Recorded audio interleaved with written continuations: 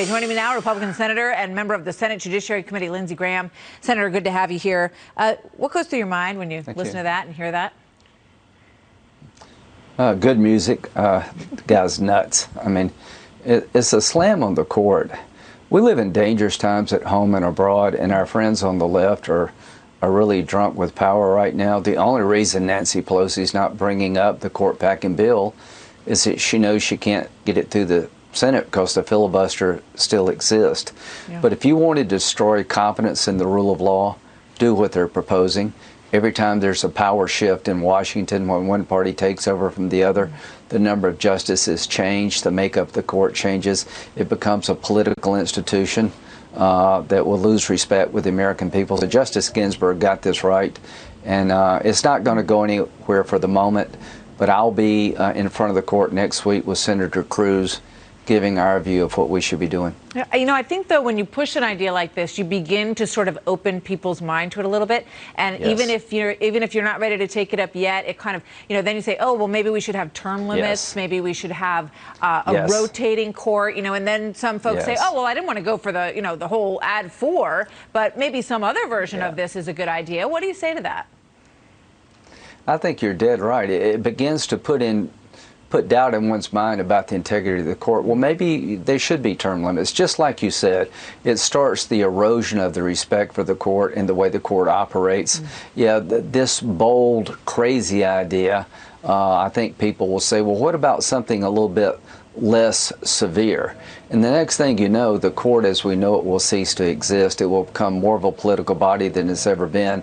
So what the gentleman said at the top here was that the court had some responsibility regarding January the 6th. It's one of the most offensive things I've ever heard a member of Congress say about the Supreme Court. What in the world did the justices of the Supreme Court, who embodied the rule of law, do to lead to an insurrection where people took the law in their own hands? That kind of rhetoric is really dangerous to the independence of the judiciary. Yeah, if you watch that whole thing, and it's getting a ton of attention, people are looking at it a lot on Twitter. Senator Markey seems like, back in 2016, we've got a picture here where he's standing in front of a little podium that says, "We need 9." During the, during the Garland situation. Now he's standing in front of a different sign. He had a different sign made up that says, "Expand the court." Quick thought on that. And I want to ask you about Afghanistan. Well, really quick, I like Senator Markey, but the left wants an outcome. They don't give a damn how they get it. If they have to destroy Kavanaugh's life to keep the seat open so they can fill it, they will. I said that in the hearing. They'll turn the Senate rules upside down to get their way. The elections matter. In 2022, if we can get one more Republican in the Senate, we'll stop all this crazy stuff. Elections matter. All right. With Afghanistan, we watched very closely what you had to say yesterday on this topic. Today, the Taliban puts out a message after hearing about this September 11th deadline for withdrawal, saying the U.S. must leave now or face consequences. What do you say? Well, I think what President Biden has done is put our nation at risk. Do you really expect the Taliban to make sure that al-Qaeda and ISIS do not come back in Afghanistan? General Keane said on your show yesterday, have we learned nothing from Iraq?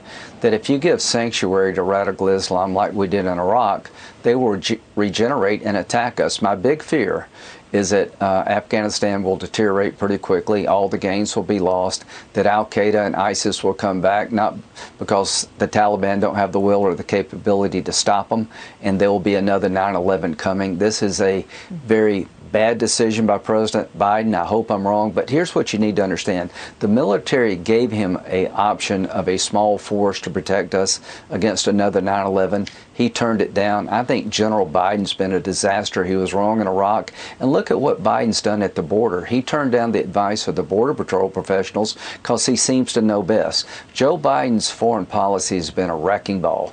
Chaos at the border, chaos to come in Afghanistan, and the Iranians are now threatening to enrich uranium at 60%. So his foreign policy has been a disaster, and I'm really worried about our national security. And the 20th anniversary of 9/11 will be coming soon. I think he's set in motion by this decision in Afghanistan, another attack on our nation. I hope I'm wrong. I mean, do you see that deadline as sort of, I think it was Mitch McConnell, Senator McConnell said it's like a gift. It's September 11th. It's the 20th anniversary. So we're out of here.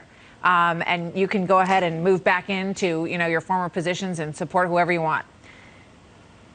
So, did we win the war? Did we lose the war? Is That's the war over because we left? Is radical Islam no longer a threat? They're a big threat. Our forces over there were an insurance policy against another 9/11. Now they're gone. We're relying on people who don't have our interest at heart. Yeah. Secretary Blinken, the officials told him, we respect President Biden's decision and we are adjusting our priorities accordingly. So you can pick that statement apart by the leadership in Afghanistan. Senator, we got to leave it there. Thank you so much. Always good to see you. Thanks for being here. Thank you.